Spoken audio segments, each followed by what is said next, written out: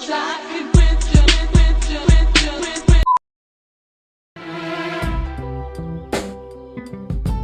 yeah. Yeah, yeah, yeah. Halo teman-teman, kembali lagi bersama saya. Hari ini saya akan mengajak teman-teman untuk melihat dan mendengarkan kegiatan wawancara tentang faktor-faktor yang mempengaruhi efektivitas belajar di sekolah. Ayo ikuti terus kegiatan keseruan kita. Yuk langsung saja kita mulai. Ibu, Selamat pagi juga. kita berdua dari kelas 8B, saya Cingcing Dan saya Joy. Kami akan mewawancarai Ibu untuk tugas membuat artikel ilmiah populer. Hari ini topik kami tentang apa yang lebih efektif dalam pelajaran, kepintaran atau kreativitas. Selamat pagi untuk kalian juga. Ya, kalau menurut Ibu sih dua-duanya itu sama ya. Ya, seimbang ya. Kita harus pengetahuan juga harus berjalan, kreativitas juga harus ada. Karena tanpa kedua-duanya tidak ada apa-apanya ya. Jadi kita harus mengetahui dulu apa yang harus kita buat. Terus setelah kita tahu semua proses pengetahuannya, baru kita kreativitaskan di sebuah lapangan ataupun di mana yang kita inginkan begitu. Kalau itu menurut dari Ibu sendiri. Oke, kita mulai dari pertanyaan pertama ya. Pertanyaan pertama itu gimana kepintaran atau gimana kreativitas per kelas? Misalnya apa yang lebih bisa dilihat? Mereka kreatif atau mereka pintar? Oke, baik, terima kasih Ibu menjawab pertanyaan kalian. Apa yang bisa, kalau dari semua kelas yang Ibu mengajar selama ini, dua-duanya itu seimbang ya, tidak ada yang balance satupun, tidak ada, tapi dua-duanya seimbang. Jadi antara pengetahuan dan antara kepintaran dan kreativitas itu sama-sama ya, tidak ada yang beda ya. Lalu bagaimana cara mengembangkan kedua itu antara kreativitas dan kepintaran? Antara mengembangkan antara kreativitas dan kepintaran itu kesadaran dari kita sendiri ya. Bagaimana kita berproses dalam suatu pembelajaran. Kalau dari mata pelajaran Ibu sendiri, karena Ibu itu di bidang olahraga ya, pasti ada pengetahuannya juga, ada kreativitasnya juga. Jadi dua-dua itu harus berjalan seimbang. Dimana kita contohnya ya, misalnya kita pada satu permainan atau pembelajaran tentang bola voli ya, gitu, ataupun permainan lain, kita harus mengetahui dulu prosesnya ya. Oh, misalnya kita mau bermain bola voli ya, posisinya kita di mana begitu ya kan. Setelah kita tahu, nanti pas praktek di lapangan itu berarti ya saya bagian ini. Tapi kadang-kadang juga bisa berubah ketika kita melakukan praktek di lapangan ya, itu. Jadi Ibu ada motivasi Bu supaya kita semua bisa mengembangkan atau supaya kita semua semangat mengembangkan yang kreativitas dan kepintaran.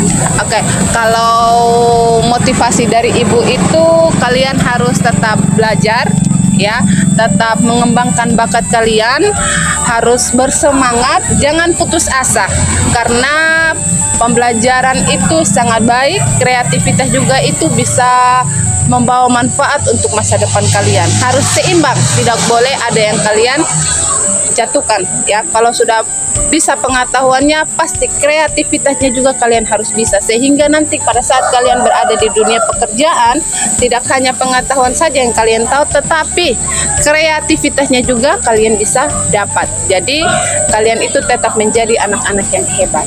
Itu saja dari Ibu. Jadi Ibu, menurut Ibu kalau dalam pelajaran Ibu kan ada juga praktek, ada juga apa? Ibu lebih suka cara yang mana untuk mengajar? Ya, Ibu lebih suka kalau jujur ya, Ibu lebih suka cara prakteknya. Karena kalau sambil praktek terus sambil menjelaskan itu bisa diterima ya, sambil kita praktek saja. Ada pertanyaan lagi? Ada pertanyaan? Itu saja ya. Itu saja dari kami. Terima kasih Ibu. Halo, selamat pagi Ibu. Pagi. Kami berdua dari kelas 8B, saya Cing-Cing Dan saya dengan Ilona. Kami berdua mau mewawancarai Ibu tentang tugas kami artikel ilmiah. Kami di sini memiliki tugas yang bertopik apa yang lebih efektif dalam belajar, kreativitas atau kepintaran. Kita mulai dari pertanyaan yang pertama ya Ibu. Menurut Ibu, gimana kreativitas anak di sini, anak yang Ibu ajar? Oke, baik. Itu saya Cing ya. Menurut Ibu, kreativitas di anak-anak terkhususnya SMP Kristen Nasional Plus Kasih Agape, di mana Ibu kali ini mengajar itu di kelas 7 dan di kelas 8. Yang sepengamatan Ibu, anak-anak yang Ibu ajar ini sangat-sangat kreatif ya, di mana mereka bisa menerjemahkan setiap pembelajaran yang diberikan, baik itu dalam bentuk hal-hal yang memicu kreativitas mereka bisa menerjemahkan itu dalam berbagai macam bentuk yang kreatif ya. Contohnya kemarin saya memberikan tugas sumatif kepada anak-anak kelas 8 untuk bagaimana mereka membuat satu solusi tentang bagaimana memitigasi bencana. Mereka berhasil membuatnya dalam bentuk video yang sangat menarik. Itu luar biasa. Menurut Ibu itu suatu kreativitas yang benar-benar anak-anak itu buat berdasarkan apa yang mereka sudah pelajari. Mereka bisa menerjemahkan itu semua, menerjemahkan setiap teori yang disampaikan oleh guru mata pelajaran ke dalam suatu bentuk kreativitas, contohnya dalam bentuk video mitigasi. Itu luar biasa. Orang-orang di luar sana teredukasi dengan video-video yang mereka buat. Selain video pun juga banyak hal-hal yang anak-anak ini buat yang sangat sungguh luar biasa memicu kreativitas mereka. Mereka berhasil yaitu tadi menerjemahkan teori-teori yang diberikan oleh Bapak Ibu guru dalam bentuk hal-hal yang kreatif. Kemudian, hal mana yang lebih jarang Ibu temui dalam kreativitas dan juga kepintaran dalam pembelajaran yang Ibu ajar kepada siswa? Oke, yang jarang Ibu temui itu Ibu sampaikan dulu ya secara umum ya, tadi seperti Ibu sampaikan bahwa anak-anak di Kasih Agape ini khusus yang Ibu ajar kelas 7 dan kelas 8 ini seimbang ya, mereka kognitifnya jalan, kemudian kreativitasnya juga jalan. Jadi dua-dua itu seimbang. Seperti yang saya sampaikan tadi, bahwa berhasil mereka untuk menerjemahkan teori yang mereka dapat dalam hal-hal bentuk-bentuk yang kreatif. Nah, yang jarang Ibu temui itu adalah anak-anak yang mungkin masih sulit dalam berpikir kritis. Itu jarang.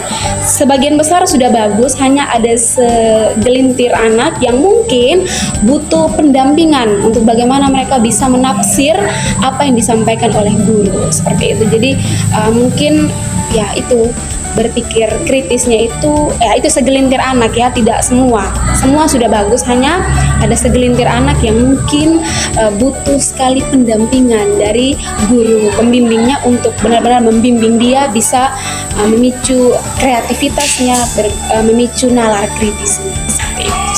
Itu yang jarang Ibu temui sih, tapi semua sudah oke. Ibu kan berbicara tentang keseimbangan tadi toh Ibu, tentang kreativitas dan kepintaran. Menurut Ibu, kenapa kita membutuhkan keseimbangan? Jadi kalau tidak ada keseimbangan itu apa yang akan terjadi? Oke, kasih Jing. Pertanyaannya luar biasa sekali ya anak kelas 8. Oke, menurut Ibu kenapa harus seimbang? Karena pintar saja tidak cukup. Ya, kognitif saja tidak cukup. Seperti itu. Jadi harus diimbangi dengan kognitifnya oke.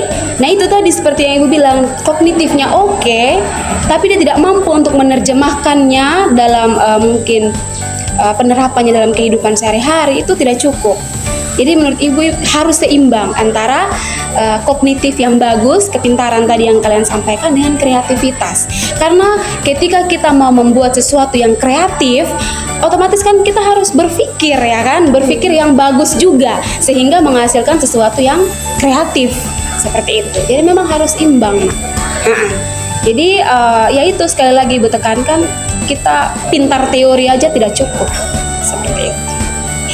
Kemudian cara menyeimbangkan kreativitas atau kepintaran yang seperti Ibu maksud itu seperti apa? Oke, cara menyeimbangkannya yaitu dimulai dari diri sendiri.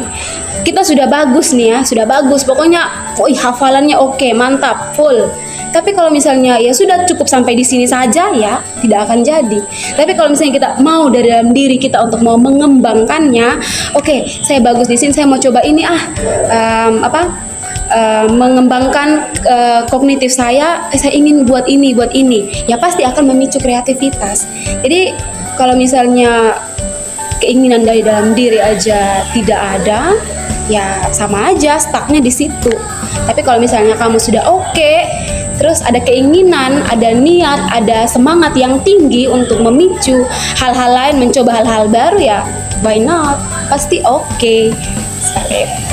Makasih Bu, jawabannya bagus sekali Bu. Makasih. Oke, sama-sama. Semangat untuk kelas 8 BI.